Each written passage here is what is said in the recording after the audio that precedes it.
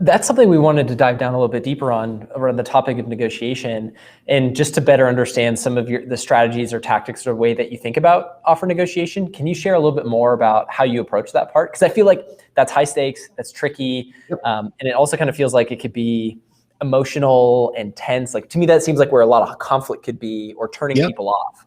Yeah, absolutely. And, when it comes to, comp, everyone's very cagey, right? Because everybody has like a minimum, like no one will have a comp discussion on the first interview. They just don't. They wait till the very end. There's like this social norms about talking about money when you offer and stuff like that. And a lot of candidates, there's laws against even being able to ask how much people make, in California and some other states. So, you need to be very careful with kind of how you walk that line. But we always say we're going to give everybody a very fair and best offer.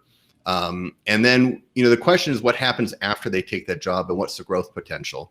And sometimes people are like between different levels, and you can be honest and say, hey, I think you're a very strong, like level 5. And I think in, 6 to 12 months, you'll be at a level 6 and you'll be in the next comp band. You tell them all the opportunities they have to make more money. We do promotions, we do merit cycles. I've worked at a lot of companies that your ending salary was the same as your starting salary. They were very small and they just didn't give raises. And some people are used to that. So letting them know that they get a raise, when they get a raise, how it's done, is very important.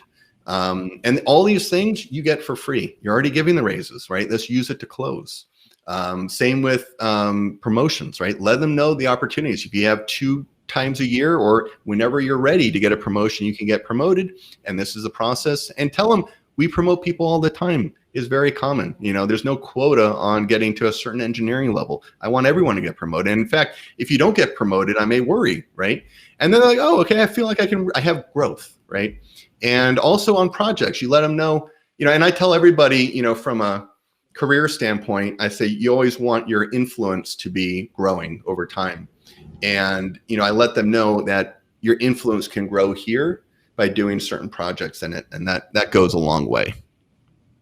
The guidance and direction and clarity you give people in that process, I think, relieves a lot of the mystery, the ambiguity, and I think the potential tension and emotional conflict there. I think I feel better with it. Like, oh, I know those opportunities, I can grow in that way.